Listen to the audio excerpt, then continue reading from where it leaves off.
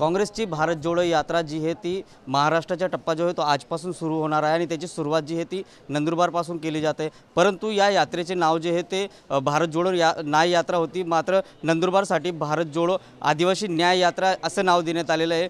त्यामुळं येणाऱ्या निवडणुकीच्या पार्श्वभूमीवरती राहुल गांधी नंदुरबार जिल्ह्यात येत आहेत, त्यामुळं या विषयांवरती नेमकं काय प्रभाव राहणार काय नाही राहणार यासाठी बोलण्यासाठी आपल्यासोबत खासदार डॉक्टर हिना गावित आपल्यासोबत आहे। ताई, राहुल गांधी नंदुरबार जिल्ह्यात येत आहेत, महाराष्ट्रात येत आहेत, याचा काही प्रभाव जो आहे तो काँग्रेसच्या याच्यावरती होणार आहे का, उमेदवारांवरती?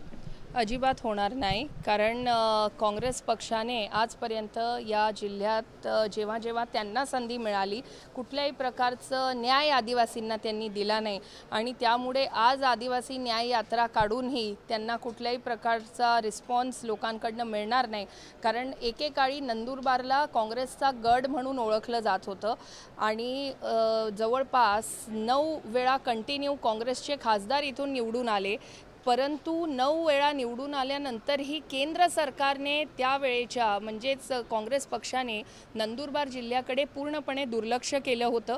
नंदुरबार जिल्ह्यात अतिदुर्गम भागामध्ये रस्त्यांची ते व्यवस्था करू शकले नाही, गोरगरिबांना घरं देऊ शकले नाही आणि आपल्याला तर आपल्याला तर मला सांगतानाही वाईट वाटतं की आदिवासी लोक देश आझाद होऊन सुद्धा त्यांच्या घरामध्ये वीज पोचली नव्हती।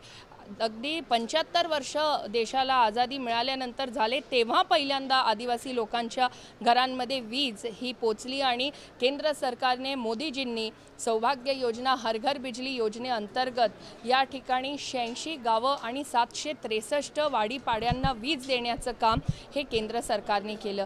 जे आदिवासी लोकांना वीज पोचवू शकले नाही, जे त्यांना घरं देऊ शकले नाही, आजपर्यंत आदिवासी लोकांना मूलभूत सुविधांपासून काँग्रेस पक्षाने वंचित ठेवलं आणि आज ते आदिवासींना कुठल्या प्रकारचा न्याय देणार आहे?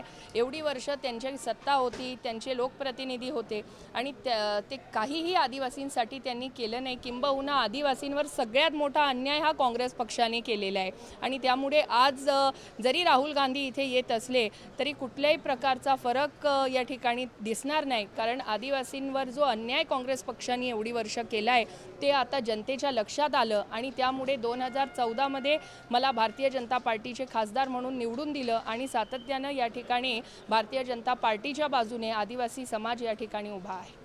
ताई, पण मग भारत जोडो यात्रेचे जे नाव आहे ते बदलण्यात गेलेलं आहे, असं एकंदरीत असं होतं की आदिवासींना न्याय मिळाला नाही असं म्हणण्याचा अर्थ आहे का काँग्रेसच्या? आपल्याला असं वाटतं जर ते म्हणत असतील की आदिवासींवर अन्याय झाला आहे तर एवढी वर्ष जेव्हा त्यांचं सरकार होतं, इथे त्यांचे खासदार होते, त्यावेळेला काँग्रेस पक्षाने काय केलं हा त्यांनाच आपण प्रश्न विचारला पाहिजे।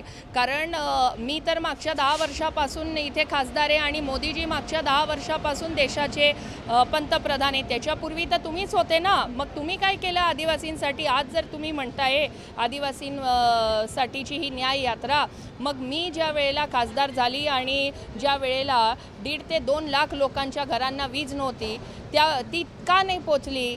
तुमचं सरकार असताना तुम्ही दिली नाही म्हणून मी ते काम केलं ना। जर तुम्ही केलं असतं तर मला करायची वेळ का आली असती? आज माझ्या लोकसभा मतदारसंघामध्ये जवळपास 3.5 लाख लोकांना घरकुलाची योजना मिळाली। का 3.5 लाख लोकांना मिळाली? या 3.5 लाख लोकांना तुम्ही देऊ शकले नाही म्हणून ते लोक वंचित राहिले ना।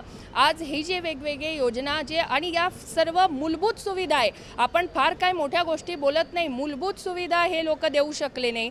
सगळ्यात मोठा अन्याय जर आदिवासींवर कोणी केला असेल तर तो काँग्रेस पक्षाने केला आहे। ताई, पण नंदुरबार जिल्हा आणि गांधी परिवाराचं एक विशिष्ट नातं राहिलेलं आहे। अनेक गांधी परिवारातील लोकांनी निवडणुकीची असो किंवा काय म्हणतात प्रचाराची सुरुवात जी असेल ती नंदुरबारपासून केलेली, त्यामुळं राहुल गांधी देखील प्रचाराची सुरुवात करत आहेत नंदुरबारमध्ये बदल होण्यासाठी। कसं पाहता या गोष्टींकडे आपण?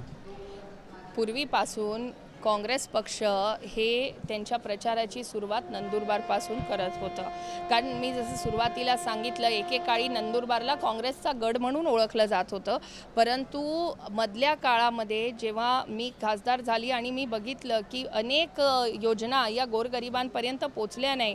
हा आदिवासी बहुल मतदारसंघ आहे, लोकांना काँग्रेसचा खरा चेहरा हा लक्षात जेव्हा येऊ लागला त्यानंतर या ठिकाणी काँग्रेसची जरी त्यांनी प्रचाराची सुरुवात नंदुरबार मधून करायचं ठरवलं जरी तरी काही फरक पडत नाही, कारण आज काँग्रेसचा असली चेहरा हा जनतेने ओळखून घेतलेला आहे. धन्यवाद ताई. जनतेने खरा काँग्रेसचा चेहरा जो आहे तो ओळखला आहे.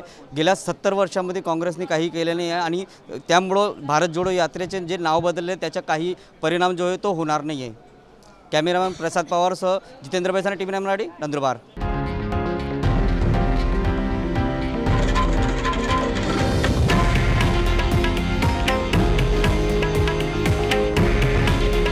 हे आहे देशातील नंबर 1 न्यूज नेटवर्क आणि आपण पाहत आहात TV9 मराठी. काळजी तुमची, हित महाराष्ट्राचं.